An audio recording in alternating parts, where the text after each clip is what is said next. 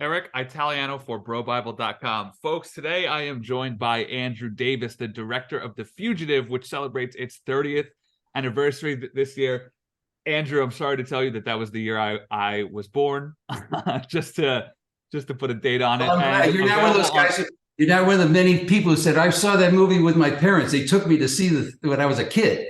right. Well, it's one of those one. It is one of those films that I saw that helped me understand that there was an entire world of film out there that I didn't even grasp yet. And on 4K on November 23rd, 21st. Thank you so much for your time today, sir. Great. Um, so where I want to start is, do you think that this film would get made today? And what I mean by that is something tells me that this would be a TV show in today's world. And how does that make you feel? Well, a TV show would go on and on and on and on and on. And the pace of The Fugitive that we did, the movie, it's 2 hours and I don't know 10 minutes, and it doesn't feel like a series. It's you want to get to the end of the story and see what happens to this poor guy. No, of course. I just find that the sort of adult-driven drama action thriller that this film is largely seen on TV these days and not in film. And I think what I was most struck by was sort of something I'm always fascinated by is at what point an artist knows that they're making something special, something that they are going to be remembered for, and something that they're going to be talking about in 30 years. At what stage of the process did you realize that for this film? Well, it sort of was incremental. I've said before, James Newton Howard came to Chicago and we watched some cut footage early on after we'd done the train crash and a few scenes. And I realized that, the empathy we're going to have for Harrison and the combination of the chase and the action, I realized this could be a film that grandparents could take their grandchildren to and all be satisfied. Because, you have tremendous empathy for this poor doctor who's being framed, who's being set up. And then you've got this bulldog of a marshal who won't let go, and you don't want to see him accidentally kill this guy because he's innocent. So there's a tension to the basic story. I would hope that films like this could get made again, and whether it's done for streaming purposes, it's still a 2-hour movie. It's not something that has to be. I find a lot of the things that get stretched out, they're boring after a while, that don't have the pace and the rhythm to keep you telling the story and following what's going on. It gets flaccid, So hopefully this kind of movie could get made again. I'm trying to write my own script, and this film is just kind of the ultimate class in how to deliver plot in an exciting and concise way. The way that you open the film, the way that you're able to just download basically everything that we need to know in the first 5 or 10 minutes, I really, really admired. Before you start to work on a film, I imagine, or at least I guess, that in your mind's eye, you sort of picture what moments and scenes and lines are going to hit home and are going to sort of be the touchstones of your film. Prior to when this film came out, did you have any idea that Tommy Lee Jones simply saying, "I don't care," would become sort of this movie's iconic line, or was it simply just the pure genius in the way that he said it? I didn't realize that was going to be the line that everybody grabbed onto, and I still to this day don't quite understand why that's the line. I mean, it's like, my job is to bring you in. I don't care if you're guilty. I just have to bring you in. But it's the way he says it, and in understanding how Harrison has no way out other than to turn around and pull the gun and get the hell out of there. So it has it reverberates because of you say, oh my God, what's he going to do now? He has to jump off a dam to get away from this guy, right?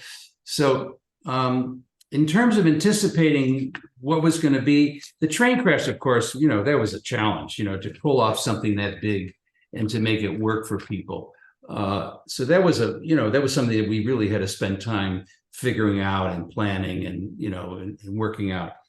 But, there are moments in the film that reverberate to me that were made up on the set, lines that the marshals came up, like the scene where they're listening to the train and Tommy's saying, well, how do you know that that's an L train? And tell me about this train, and the dinging of the bell. And then they hear the voice saying Randolph Street. He says, he must be in Chicago. And Tommy says, I was always right about that. He's being funny and arrogant. So that was made up. The whole sequence was made up on the set that morning. It was written that morning on the set. We knew we had to figure out how to make it all work together so they could figure out that Harrison was still in Chicago. But the details of that were done with the contributions of everybody that morning. You touch on something that I was going to bring up. I had read that Tommy Lee also came up with the "think me up a cup of coffee" line. And on the morning of the shoot, which made me think, do you think that this film would have worked to the extent that it did without him? Because I tried to picture anybody else in this time period giving that outhouse, doghouse line, and I couldn't think of anybody. Well, that's the two different complicated things. The donut line he came up with, I don't even remember it was ever even written on paper. I mean, I know we rehearsed, and I don't think we did like take two where he said it again. It was like, that was it.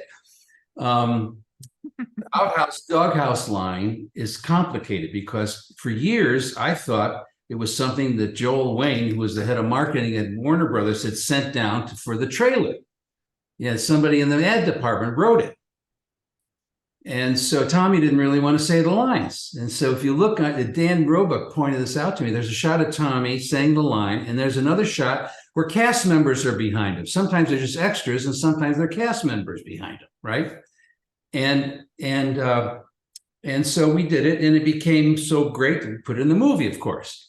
But then years later, somebody found a draft that David Toohey had written that had that text in there. So somebody at Warner's in the marketing department had gone through all the old drafts of the script and had found it and sent it. So everybody didn't get credit, got credit, should have got credit for it, but there it is. What was the dynamic like between Tommy Lee and Ford on set? I know they only have two scenes, but they're both obviously two men who don't suffer fools, let's say. And Harrison, as you once put it, quote, was gun shy about Tommy because he thought he was too powerful and he was going to take over the film, which is both hilarious and true. So I'm just curious sort of what it was like when they were both on set those days, how they were with you. Well, what happened was Harrison hired me based upon Under Siege, of which he's Under Siege. Tommy's in the movie more than Steven Seagal. Okay. And I think he was, he understood, my God, how am I going to, I don't have any dialogue. I've got to run around and be quiet and hidden. And this guy's going to have all the snappy dialogue probably. And then we tested a few other actors, and finally Harrison threw in the towel and said, okay, come on, we'll go with Tommy and we'll shoot in Chicago, because I wanted to shoot in Chicago. And he did too. So it worked out. And I think he said, one of the rewards of the movie was working with Tommy. And even though they had a few scenes together, I remember we were shooting the dam sequence and Harrison's doing all of this stuff with his hands in the air and, you turn around, put your hands up. And Tommy turned to me and he says, he's the greatest silent actor we have today. His body language, his ability to play that guy in fear and trepidation. So they respected each other a lot, and I think that certainly with the success of the movie and the attention everybody got from it, there's great respect. I could just imagine like being a PA on that film and on the day knowing that they're both on set, just like trying to sneak a view of them going toe to toe, Where am I here? Okay, so an article from the Atlantic says that, and as you just said, Ford handpicked you, and Ford was the biggest star in the world at the time. Do you remember what those early talks with him were like, and how validating of a feeling of that was to know that you were his guy? Well, it's very strange because what happened is the premiere of Under Siege, Arnold Kopelson came up to me and says, "I know your next movie." So apparently, I don't know, he must have gotten the word from the studio saying, "We think Davis should do The Fugitive," because Bruce Berman, who was the head of production, had to have sign off on that before Kopelson could have said that to me, and Terry Semmel and Bob Daly. So Harrison saw the film over the weekend, and I got a call Sunday night congratulating me. I said, "What for?" He said, "Well, Harrison saw Under Siege, and he wants to have you come and meet and talk about it." So I was sent a script, and I didn't understand what the script meant. It didn't make any sense to me in terms of who had hired who and the one-armed man and what was going on. And I went to this meeting and we talked and we got along great and everything like that. But I realized I had to figure out how to fix this script. And I've told the story many times. I called my sister, a nurse, and I said, "Josie, how can I get a doctor in trouble?" She said, "I'll get back to you in a couple of days." She talked to a young resident who said, "What if there's a drug protocol and it's killing people?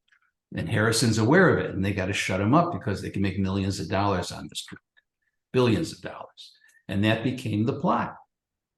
So that was the evolution of getting involved. And Harrison and I got along great. You know, we got to hang out in Chicago and buy hot dogs and walk around and go to bars together in pre-production, and nobody recognized him because he was wearing surplus army stuff, you know, and it was fun. You touched on the pharmaceutical plot, and this is a film that sort of casts a suspicious eye on that sort of business as a whole, which obviously turned out to be wildly forward thinking considering how the next 25 years would unfold with the opioids. Do you think that sort of making Big Pharma the villain is one of the reasons that this film has aged so well?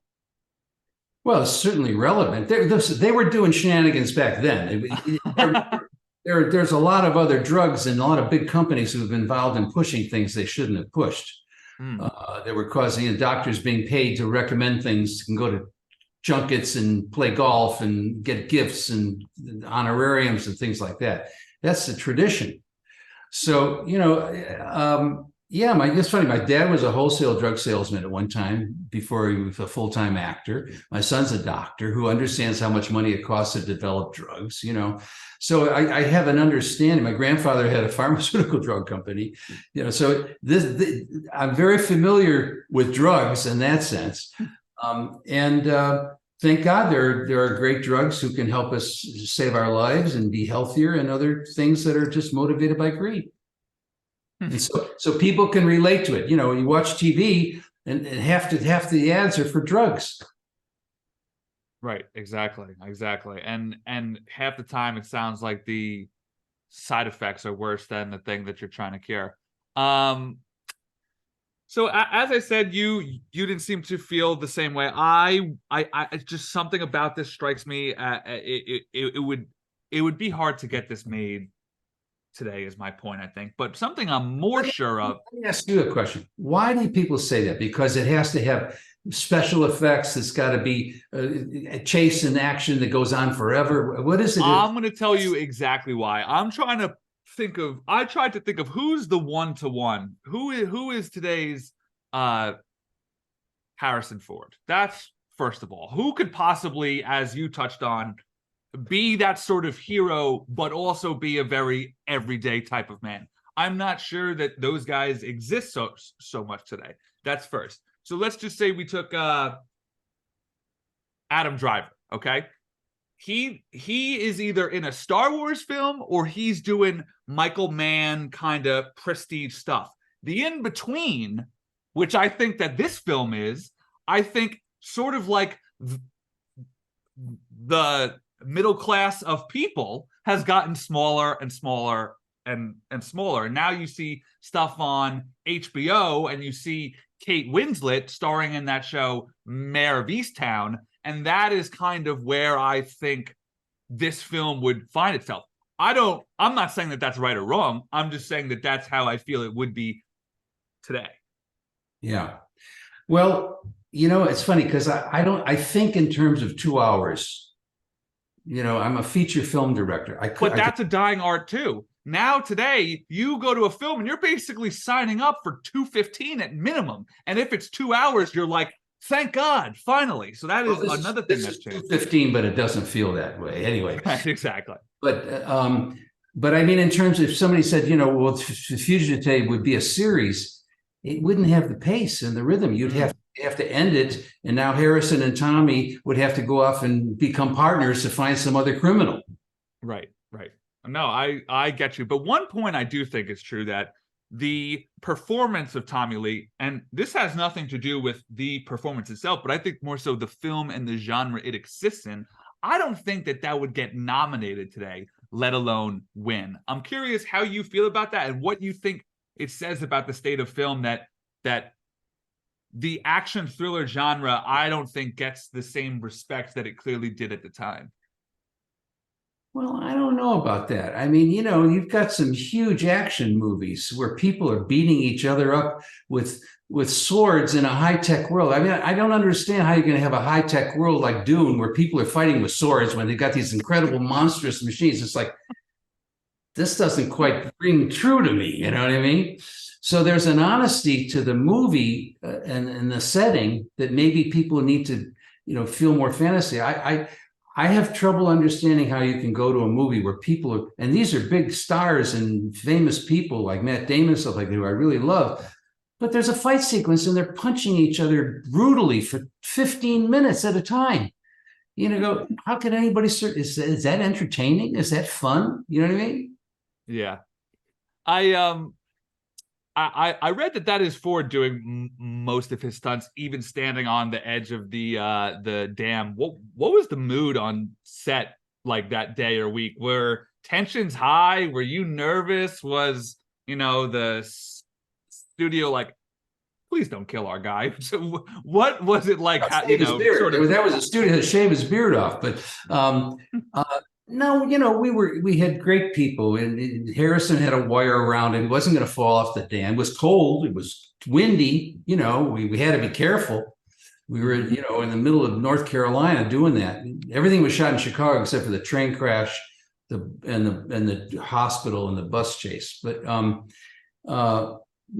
you know, we weren't scared. You know, we had to be careful. You know, I luckily, with all of my action movies, I've been very lucky that nobody's really gotten hurt ever. You know, and fantastic. You know, there were some guys who swam in Mobile Bay and under siege who got something in their ear. It wasn't too good, but no, I've been very lucky with that way, because you got to be responsible. You got to be very careful. You know, like I've sort of touched on with the way that I feel that the filmmaking world has changed since this film came out. That point is the likelihood that this will get remade or rebooted at some point in some time. Have you ever, in the last 30 years, seen a pairing of actors that you thought to yourself and thought, if I were to do this again, they'd be perfect? You mean like a remake of The Fugitive with different actors? Yeah, yeah. If it was out of your control and someone was going to do it today, is there anyone out there that you've kind of seen and put a note in your head to think they'd be perfect for this? Well, I've thought to myself that it's interesting, because in Men in Black, I think Josh Brolin reminds me a lot of Tommy. Mm. You know, I think there's a quality there that's similar. I loved working with Shia LaBeouf on Holes, you know, and I'd love to work with Shia again as an adult. And there, you know, there's certain actors that I haven't worked with I'd love to work with, but I feel very blessed that I've got to work with some of the best, you know, including Gene Hackman, you know, who when I was a kid when I worked with him. So, but you know, they're and what I feel sad about, there's all this new young talent that I haven't had a chance to understand or see or work with a lot, you know, and there's certain icons like Denzel and Jamie Foxx and people like that I'd love to work with also. Okay, sir, I have got to wrap here. Thank you so much for your time. Congrats on the 30-year anniversary on the film. I want to say congrats on your first book being published next year as well. Oh, great. Yes, Disturbing the Bones coming out in August. Yeah. And the Blu-ray looks incredible. The 4K It Blu-ray does. is amazing. Gorgeous. So it's worth Yep, everybody going to get that. And it helps that the film itself is so timeless now. It looks that way too. Thank you, sir. Nice meeting you, Eric. Appreciate your time. Thank you, team. Bye-bye.